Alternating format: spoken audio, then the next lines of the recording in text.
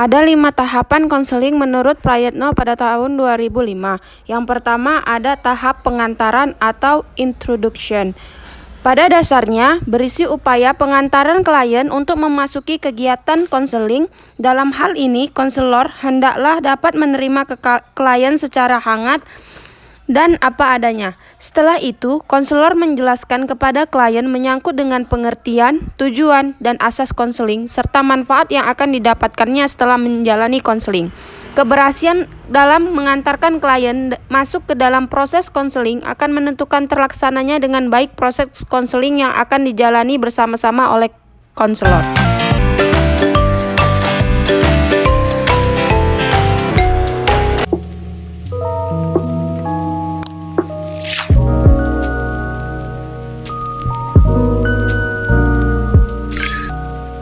Berikut video tahapan pertama, yakni pengantaran atau introduction.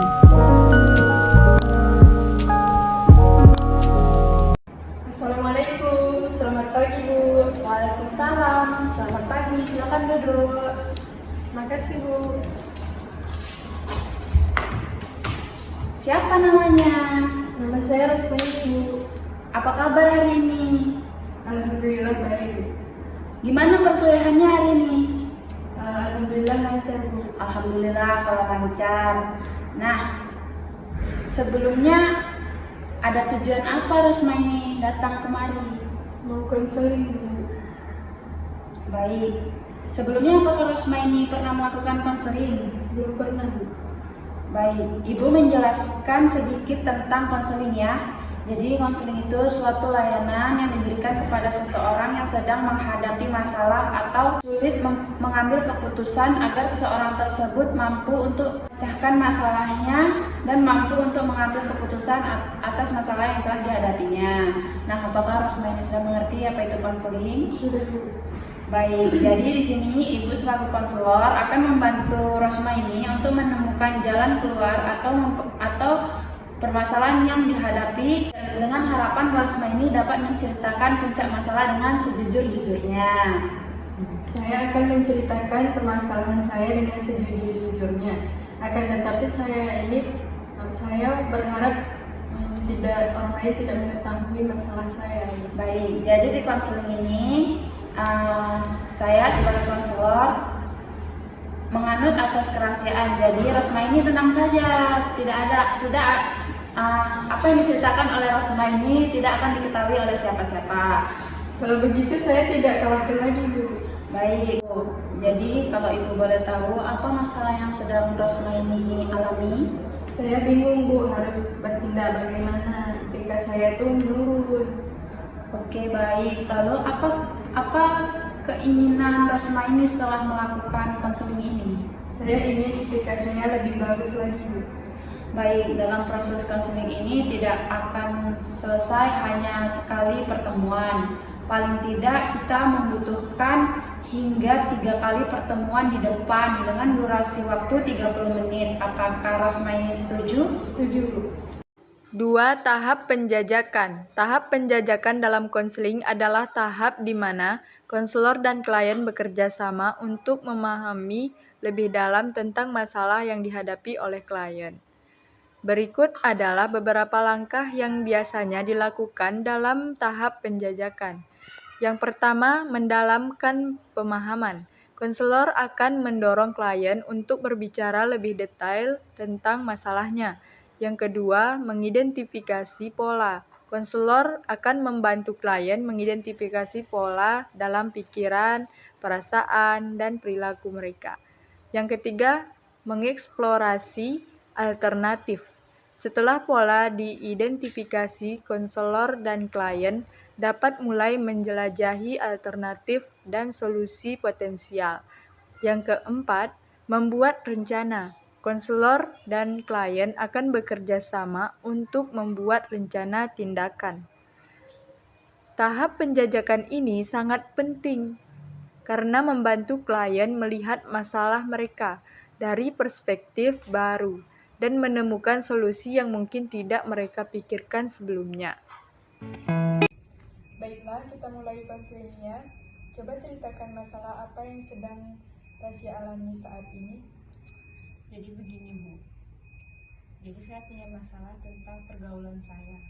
Pergaulan saya ini menyangkut ke IPK saya yang sangat rendah di semester 3 ini Bu. Kalau boleh tahu bagaimana kondisi pergaulan Tasya saat ini? Saya punya 4 teman, tapi Teruskan Tasya, bagaimana? ini Bu, saya membenci teman saya.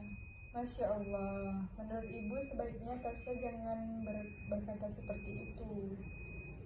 Nah, kenapa Tasya membenci ya?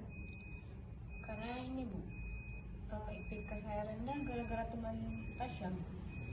Jadi sebenarnya saya ingin berhenti dari pertemanan ini, tetapi kami sudah lama berteman. Jika saya keluar dari pertemanan ini, mungkin saya akan dikucilkan Bu.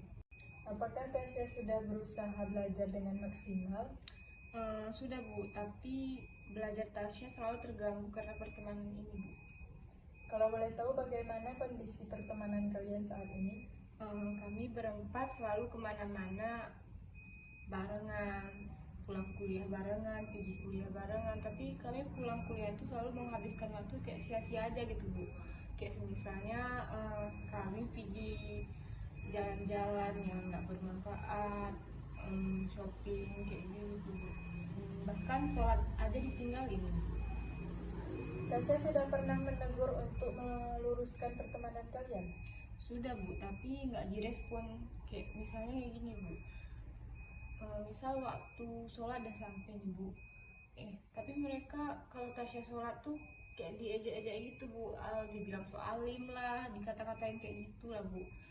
Apalagi Tasya kayak pengen gitu puasa sunnah gitu kan Bu, kan diajak jalan makan kayak gitu Bu, dibilang kalau lagi puasa dibilang lah kayak gitu Bu, so alim ini itu kayak gitu Bu. Tasya bilang ingin berhenti berteman, tapi kok sekarang ingin menjadi teman akrab? Iya Bu, sepertinya saya tidak bisa mengubah mindset mereka dengan cara kayak gini, tapi saya masih tetap ingin berteman. Jadi dampak negatif yang saya dapat dari pertemanan ini, tapi saya masih ingin Bu, dan saya tidak bisa mengubah pertemanan menjadi lebih baik gitu Bu, ke posisi negatif positif itu Bu. Tasya pasti bisa. Iya. Jadi Tasya benci pergaulan ini karena banyak dampak negatifnya, termasuk turunnya IPK. Betul? Iya, begitu Bu. Memang terkadang kita membenci teman kita karena pergaulannya yang kurang baik. Iya sih Bu, tapi sejujurnya Tasya sedih Bu. Ya, Tasya sedih kenapa? Sejujurnya Bu, sebenarnya saya sangat menginginkan pergaulan kami ini mengarah pada positif dengan merubah mereka menjadi orang-orang yang berperilaku baik. Tasya bahagia jika teman-teman Tasya dapat merubah kesehariannya. Iya Bu, bahagia, apalagi kan kami sudah berteman cukup lama. Dan saya bingung dengan kondisi ini Bu. Jika saya menjauhi mereka, itu tidaklah mungkin. Dan jika pertemanan saya tetap berlanjut, mungkin IPK saya akan tetap menurun Bu. Tasya kesal karena tingkah laku mereka yang mengakibatkan IPK Tasya turun. Iya Bu, Tasya benar-benar tidak tahu harus bertindak bagaimana, apalagi kami juga satu kelas Bu.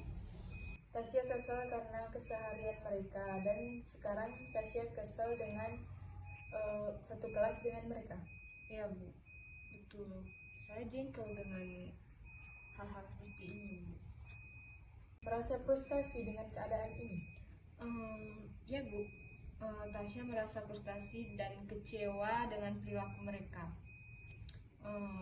Saya sedih karena semua ini masalah saya Bu. Saya sangat menginginkan nilai yang maksimal dan saya sangat menginginkan pertemanan yang masih tetap utuh seperti biasanya.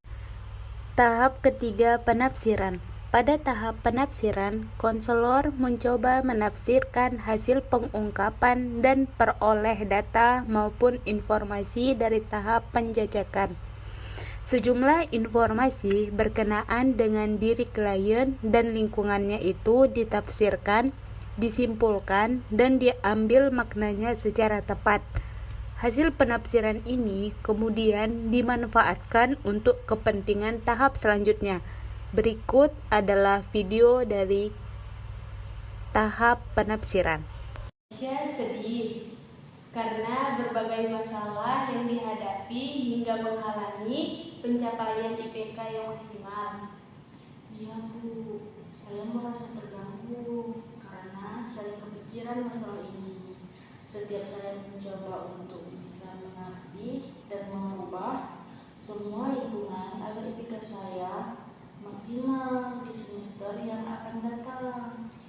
Tasya sedih karena tidak bisa mendapati IPK yang maksimal. Benar Bu, beberapa waktu yang lalu saya sudah mencoba untuk menghindari dari mereka, tapi malah saya yang tidak punya teman selain mereka Bu. Tasya merasa tidak nyaman jika tidak punya teman.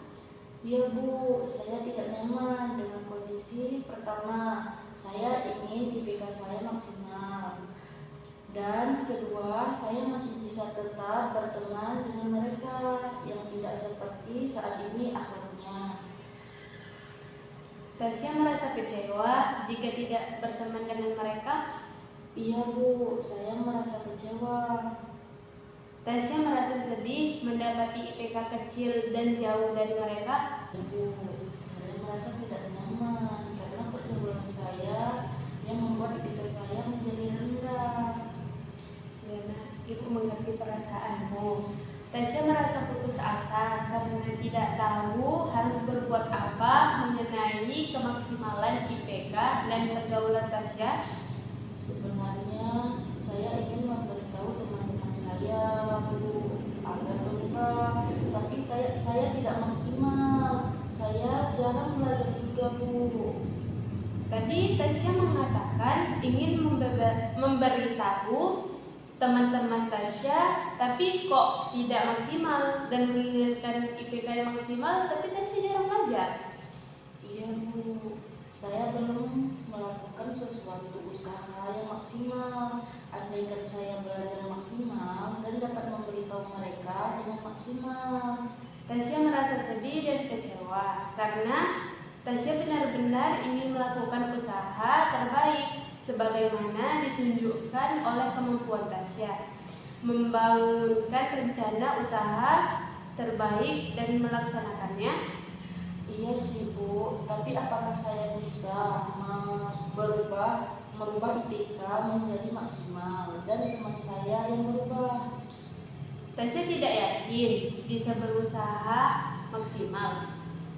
Meski Tasya telah mengetahui kekuatan-kekuatan Tasya untuk mencapainya. Iya sih Bu, saya ingin mengubah semua kondisi ini.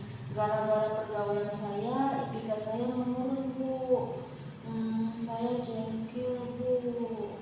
Tasya merasa marah dengan diri Tasya karena tidak tahu bagaimana cara agar IPK tinggi dan teman Tasya berubah. Mana Bu, tapi seharusnya saya tidak tinggal diam dalam menghadapi masalah ini. Saya harus bertindak dan melakukan sesuatu usaha bagaimana cara agar IPK saya maksimal dan memberitahu mereka untuk berubah. Bagus Tasya. Tasya merasa tidak sabar ya karena ingin segera melakukan suatu usaha bagaimana caranya IPK maksimal dan memberitahu mereka agar berubah dengan cara yang maksimal. Ya Bu, saya sudah tidak sabar lagi untuk bertindak. Nah, baiklah, kalau begitu, terlebih dahulu kamu hendaknya dapat menetapkan tujuan yang ingin kamu capai. Dalam merumuskan tujuan ini, kamu harus mempertimbangkan siapa saja yang harus dilibatkan. Sepertinya hanya saya, belajar saya dan rekan-rekan saya, Pak. Baik, lalu apa yang kamu lakukan untuk menghadapi ketidakmampuan kamu untuk mencapai IPK yang maksimal? Saya akan berusaha dengan baik, Pak. Ya, itu rencana yang sangat bagus. Nah, Bu, masalahnya di samping saya agak riku dengan teman-teman saya juga. Tidak pandai menasihati dengan baik, dan saya agak malas belajar jika dihadapkan dengan lingkungan seperti itu. Oh, berarti kamu kesulitan mengumpulkan nasihat karena kamu agak riku. Oh, berarti kamu harus menghilangkan rasa riku kamu. Untuk menghilangkan rasa riku, insya Allah saya bisa, Pak. Bagaimana caranya bisa merespon dengan kuat dan menghindarkan rasa malas karena lingkungan, Pak? Kamu dapat merespon secara akurat jika kamu dapat memahami apa yang dikemukakan oleh orang lain. Lalu bagaimana cara menghindarkan rasa malas belajar karena lingkungan, Pak?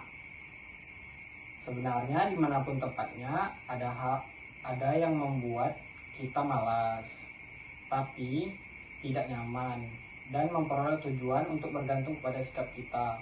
Kita lah yang menentukan semuanya. Mengerti, Bu? Oke. Nah, ini kan kamu sudah mengerti. Kamu sudah paham kondisi bagaimana menasihat dengan kalimat yang lembut juga. Saya akan mencoba membawanya di tempat yang se-enjoy mungkin. Kamu harus menetapkan standarnya, yaitu dengan banyak merespon yang kamu inginkan. Akan saya coba untuk dapat melakukannya. Bagus. Nah, sekarang coba rumuskan apa saja yang ingin kamu capai setelah konseling ini. Saya merasa riku dengan teman saya untuk memberi nasihat dan tidak tegas dengan itu. Saya harus merubah mindset mereka dengan cara ketegasan tersebut. Di tempat yang saya enjoy mungkin untuk memperoleh IPK yang maksimal. Seharusnya saya belajar dengan maksimal dan memerangi kemalasan, bukan dengan menyalahkan keadaan, karena semua tergantung pada sikap saya. Bagus sekali. Berarti kamu telah merumuskan tujuan untuk mengatasi masalah kamu ya. Terima kasih, Pak. Kalau boleh tahu, apa saja yang kamu belum pernah coba untuk berusaha melakukan apa yang kamu rumuskan tadi? Belum, Bu. Belum, Pak. Hanya nasihat yang pernah saya lakukan. Namun saya belum bisa menyampaikan dengan tegas karena agak riku, Pak. Dapatkah Bapak menunjukkan cara lain untuk mengatasi masalah saya yang ini? Insya Allah bisa. Setelah mendengarkan cerita kamu tadi, Bapak akan berikan alternatif yang bisa kamu lakukan, yaitu dengan cara teknik modeling langsung atau modeling simbolik. Teknik modeling langsung adalah prosedur yang digunakan untuk mengajarkan tingkah laku yang dikehendaki atau yang hendaknya dimiliki oleh konseling melalui contoh langsung dari konselor sendiri, guru, ataupun teman kamu. Sedangkan modeling simbolik adalah modeling yang disajikan melalui media tertentu seperti video, slide, dan rekaman suara. Keduanya kelihatan bagus, tapi saya masih bingung harus memilih yang mana, Pak. Baiklah, agar kamu dapat memiliki teknik yang cocok, menurut saya kamu menguji setiap alternatif tadi, kebaikan dan kerugiannya, baik bagi kamu maupun bagi orang lain. Untuk ini kamu dapat menggunakan lembar keseimbangan. Ini silahkan kamu isi. Baik, Pak. Dah, coba sekarang. Nah, bagaimana? Kamu sudah diuji keseimbangannya. Kalau sudah, tolong sebutkan kelebihan dan kekurangan teknik modeling langsung dan simbolik. Ya, Pak. Modeling langsung keuntungannya saya bisa melihat langsung seseorang memperagakan mengenai cara menyelesaikan masalah untuk kerugiannya. Saya belum dapatkan, Pak. Modeling simbolik keuntungannya menurut saya kita bisa melihat orang memperagakan dalam bentuk video dan slide. Sedangkan kerugiannya Pak, kita tidak bisa pastikan begitu yang ditampilkan lebih baik kayaknya kalau modeling langsung. Jadi, kamu pilih yang mana? Saya pilih modeling langsung, Pak. Oh, oke. Selanjutnya yang perlu kita lakukan adalah mengatur langkah-langkah program, yaitu langkah mana yang akan kamu lakukan terlebih dahulu, kemudian langkah pengantara dan sub langkah baik. Saya pikir yang menjadi langkah awalnya saya yakni mempelajari teknik modeling langsung, Pak. Itu adalah langkah awal yang baik menurut saya. Dan mana langkah pengantaran kamu yang menjadi jembatan untuk mencapai tujuan. Jadi langkah pengantara saya adalah saya akan memperagakan teknik langsung. Nah, sekarang sub langkah apa saja yang kamu akan lakukan? Yang menjadi sub langkah saya yaitu pertama, saya mempelajari teknik modeling langsung dengan baik, dan kedua, tidak putus asa dalam berlatih dalam menyelesaikan program tersebut. Itu adalah langkah awal yang baik. Dari mana langkah pengantaran kamu yang menjadi jembatan untuk mencapai tujuan? Rupanya waktu kita hampir habis. Baik Pak, langsung saja Bapak lanjutkan. Untuk memanfaatkan waktu, Bapak ingin Tasya menceritakan kembali pokok-pokok hasil pembicaraan kita. Rupanya saya harus memahami lingkungan sekitar saya dan berteman dengan kondisi apapun, dan agar saya itu mampu dalam menyikapi dengan baik sehingga saya tidak kesulitan dalam kefokusan belajar saya, sehingga IPK saya itu dapat naik secara bagus, dan saya harus melakukan teknik modeling langsung yang Bapak peragakan setiap bersama dengan teman-teman saya. Jadi IPK saya itu menjadi lebih tinggi dan juga maksimal, dan yang terpenting lagi bagi saya harus mampu memerangi rasa malas saya ya Pak. Bagus, rupanya Tasya sudah memahami bagaimana perasaan Tasya sekarang. Alhamdulillah secara keseluruhan dengan berkonsul dengan Bapak tadi, perasaan Tasya itu menjadi lebih lega. Alhamdulillah. Baiklah, kalau begitu Bapak akan memberikan tugas pada Tasya untuk melakukan setiap kali Tasya bersama teman-teman Tasya agar tidak mencemooh dan Tasya dapat memahami lingkungan Tasya. Baik Pak, kalau begitu saya akan berusaha semaksimal mungkin. Bapak akan memberikan catatan Bapak kepada Tasya sebagai pengingat dapat dijadikan contoh untuk mengetahui kemajuan Tasya. Baik Pak, terima kasih. Akan saya laksanakan gimana menurut Bapak yang terbaik. Mungkin nanti kalau Tasya nggak keberatan, kita bisa berjumpa di waktu yang sama dan di hari yang sama untuk Tasya ceritakan pengalaman Tasya selanjutnya. Pak, terima kasih. Mungkin cukup di sini saja sharing-sharing saya sama Bapak, dan saya juga akan menceritakan bagaimana pengalaman saya akan ke depannya, dan saya akan menghubungi Bapak kembali pada jam yang sama dan waktu yang telah kita bicarakan. Terima kasih, mungkin hanya sampai di sini saja. Tasya hati-hati di jalan. Baik Pak, terima kasih. Assalamualaikum.